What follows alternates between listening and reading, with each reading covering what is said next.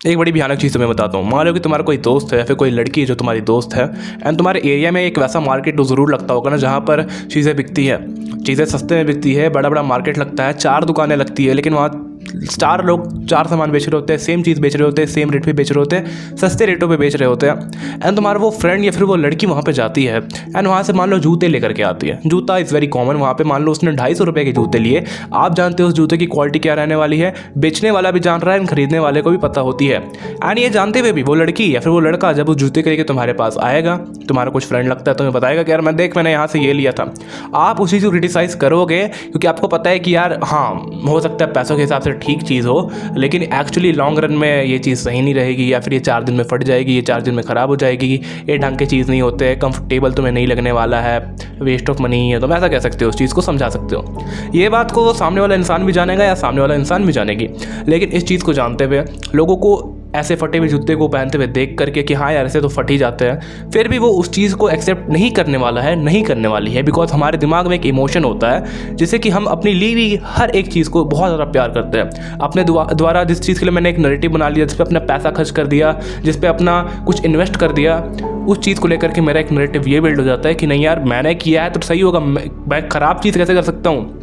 तुम्हारा वो फ्रेंड, वो लड़की भी वही बोलने वाली, नहीं यार अच्छा है, ये है वो है। अब भले ही 4 दिन बाद वो जूते फट भी जाए ना, तो भी वो उसका ब्लेम उस जूते को नहीं देंगी, वो खुद को देगी कि यार मैंने ही कुछ बुरा कर दिया होगा, मैंने ही कुछ बुरा कर दिया होगा, यार ऐसा नहीं है, वो नहीं है, अरे मैंने धूप में रख दिया था, अरे वो ऐसे रोड पे घिस गया था, अरे वो ऐसे हो गया था। भले वो ख़राब भी हो जाएंगे लेकिन वो अपने प्रोडक्ट को, अपने चॉइस को ख़राब नहीं होने देंगे।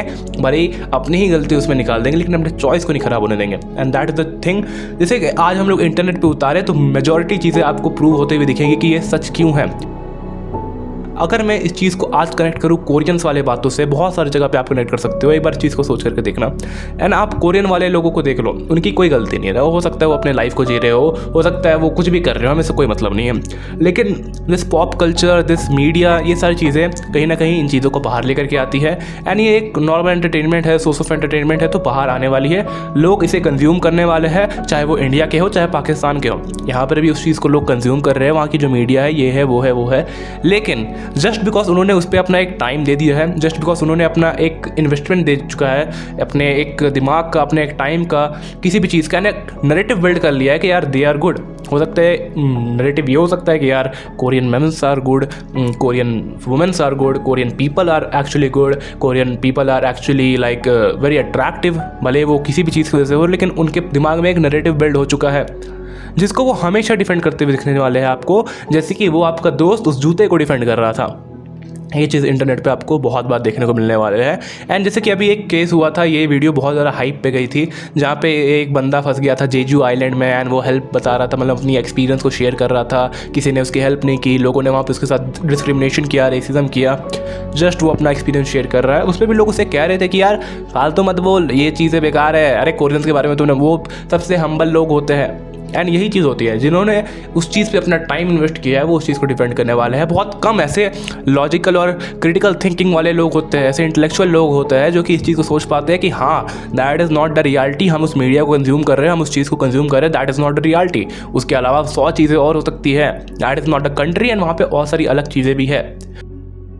अब हो सकता है कि वो कंट्री अपने लोगों के लिए अच्छी हो, लेकिन दूसरे लोगों के लिए ऐसे हॉस्पिटैलिटी के लिए बहुत अच्छी नहीं हो सकती है। हो सकता है वहाँ का एक कॉमन इंसान, हो सकता है मैं किसी कंट्री को हेट करूँ, लेकिन उस कंट्री में पैदा हुए एक छोटे से 5 साल के बच्चों को मेरे को हेट नहीं करना चाहिए, उनकी कोई गलती नहीं है। हो सकता है मुझे पाकिस्तान से बहुत ज़्यादा नफरत है, एंड हो भी, बहुत सारी पुरानी चीज़ें हुई है, उसके लिए मैं क्या कर सकता हूँ। लेकिन आज अगर इंडिया पाकिस्तान पे हमला कर दे और वहाँ पे बैठा हुआ एक 5 साल का बच्चा मर जाए, और उस 5 साल के बच्चे की कोई गलती नहीं थी इस चीज़ में। एंड इसी चीज़ को आप भी समझो, चाहे आप किसी भी कंट्री में लगाओ, किसी भी इंसान के ऊपर लगाओ, यही चीज़ हमेशा वैलिड रहती है।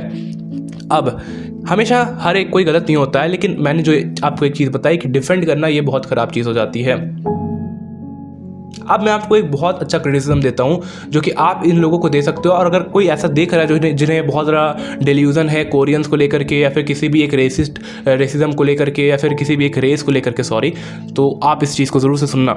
आपको मैं एक बात बताता हूँ, जैसे कि एक एग्जांपल लेते हैं कोरिया के ही BTS बैंड को लेकर के। यस, आप में से मेजॉरिटी लोग उस बैंड को हेट करते होंगे due to his fan base, due to the audience, and बहुत सारी चीज़ें कि यार वो ऐसे करते हैं, उनकी जो लड़कियां होती हैं इंडिया में बड़ी चटपटी अजीब सी होती है, भाई ऐसे वैसे काम करते हैं, ऐसे ऐसे अपने रील्स बनाते हैं। लेट इट बी, उन्हें एक साइड रख देते हैं। लेकिन मैं एज अ ह्यूमन देखूँ तो वो क्या कर रहे हैं, उनका काम है, एक बैंड ग्रुप वाले लोग हैं, एंड दुनिया के जो भी बैंड ग्रुप्स होते हैं वो क्या करते हैं, वो गाने बनाते हैं, म्यूज़िक प्रोड्यूस करते हैं, कॉन्सर्ट्स करते हैं, अगर हो सकता है तो डांस भी करेंगे। They are doing the same, चाहे उसमें 7 लड़के हो 6 लड़के हो, पता नहीं कितने, मुझे नहीं पता, लेकिन जो भी है they are just doing the same, उसके अलावा और भी कोई चीज़ नहीं है, वो सब बस अपना काम कर रहे हैं। तो ऐसे क्रिटिकली सोचा जाए तो हमें उन्हें हेट नहीं करना चाहिए, they are just doing their work. लेकिन जस्ट बिकॉज कुछ लोगों ने उस पर अपना टाइम इन्वेस्ट किया है, कुछ लोगों ने उस पर अपना एक नैरेटिव बिल्ड किया है, कुछ लोगों ने स्टेज पे दिखाई गई रियलिटी को अपना रियलिटी माना है, and they are so obsessed कि वो उसके बारे में कुछ बुरा चीज़ नहीं सुन सकते हैं। जो सेम कहानी मैंने आपको जूते को लेकर के बताई थी,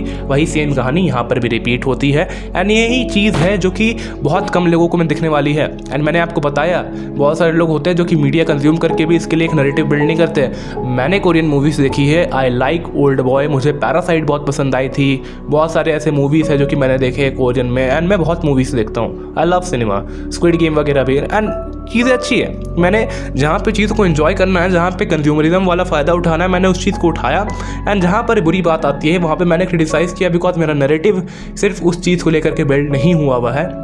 यही चीज़ लोग नहीं समझते, एंड स्पेशली वो लोग नहीं समझते जो कि इस क्रिटिकल थिंकिंग को नहीं रख पाते हैं। मैं तो रखूँगा, because you are watching the most intellectual guy on the internet, तो मैं तो आपको ऐसी बात बोलते हुए ज़रूर दिखने वाला हूँ, लेकिन आपको ग्राउंड में ऐसे लोग नहीं दिखेंगे। इसलिए एक हेटरेड ये भी हो चुका है कि आप अब इनडायरेक्टली उस बैंड ग्रुप को भी हेट करोगे, अब आप इनडायरेक्टली उसके फैन बेस को भी हेट करोगे, दैट इज़ बैड। ठीक है, अब जो बुरा कर रहा है उसको लेकर के जो नैरेटिव बिल्ड कर चुके हैं, not just a band group, not just a country, not just a people, हर एक चीज़ को लेकर के वहाँ का कि यार ये तो वैसा ही होता होगा, ठीक है, वो तो बहुत अच्छे होते होंगे। ठीक है, ऐसा बात नहीं है कि इंडिया में जो लोग मांस मच्छी नहीं खा रहे हैं, नॉनवेज कंज्यूम ही नहीं कर रहे हैं, वो इंसानी रूप में बहुत अच्छे हैं, और या फिर जो नॉनवेज कंज्यूम कर रहे हैं वो इंसानी रूप में बहुत बेकार होंगे। और वैसा वहाँ पर भी नहीं है, और ऐसा चाइना में भी नहीं है जहाँ पर लोग कॉकरोच भी खा जा रहे हैं, तो ऐसा नहीं होगा कि वो बिल्कुल इनह्यूमन होंगे, नहीं, हो सकता है चीज़ें अलग होगी। एंड जो चीज़ आप देख रहे हो, जो चीज़ आप डिस्प्ले में आपके सामने आ रही है, that is not the reality. आप इस चीज़ को जितना सोचोगे इतना ज़्यादा सेंस बनाएगा, इसके अलावा और कुछ नहीं होने वाला है। माइंडसेट भी आपको मैंने यही समझाया कि यही रहने वाला है कि एट दी एंड लोग उस चीज़ को बहुत ज़्यादा डिफेंड करते हैं जिनके लिए उनके पास एक नैरेटिव है, उनके पास एक टाइम दिया हुआ है उसको लेकर कि यार मैंने इस पर इन्वेस्ट किया, मैं इसके बारे में बुरा नहीं सुन सकता हूँ और आप इसका कुछ नहीं कर सकते हो।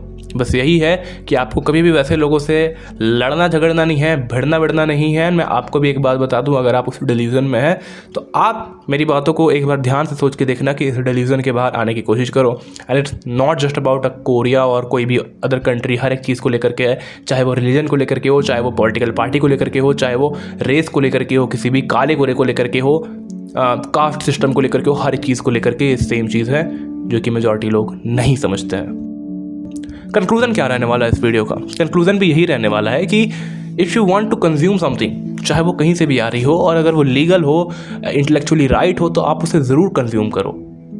लेकिन द मेन थिंग इज़ आप उससे कंज्यूम करके उसका ही नहीं बन जाओ। इसी तरह आप कोरियन म्यूज़िक को देख करके आप बिल्कुल डाई हार्ड फ़ैन नहीं बन सकते हो, जो कि मतलब पागल हो जाए, हाँ भाई मुझे उस म्यूज़िक से प्यार नहीं है, म्यूज़िक उस चीज़ से प्यार नहीं है, लेकिन उस पूरे के पूरे कंट्री से प्यार हो चुका है, चाहे वहाँ पे कोई रेसिज्म भी कर रहा हो, चाहे कुछ गलत काम भी कर रहा हो। एंड यही चीज़ लोग नहीं समझ पाते हैं। अब आपको हो सकता है वहाँ के फैशंस अच्छे लगते हो, आपको हो सकता है वहाँ के लोगों का रहना सहना अच्छा लग सकता हो, यू कैन अडेप्ट दैट, कपड़े अडेप्ट कर सकते हो, रहना सहने की जो तरीके हैं, जो अच्छी चीज़ है वो अडेप्ट कर सकते हो, लेकिन you can't adapt the bad things, जो कि मैंने अगेन बताया रेसिज्म। तो यही एक कंक्लूजन होता है, जो कि बहुत छोटी कंक्लूजन है कि हाँ यार अपना जहाँ पे मज़ा आ रहा है वहाँ मज़े लो और बाकी फालतू की चीज़ों को हटा दो अपनी ज़िंदगी से, मछली में से कांटा हटा दो। लेकिन लोग इस चीज़ को नहीं समझते, ओवर कॉम्प्लिकेट करते हैं, and that is the end of the video. शायद से आपको ये वीडियो अच्छी लगी हो तो मेक श्योर आप इस वीडियो को लाइक कर रहे हो, चैनल को सब्सक्राइब कर रहे हो,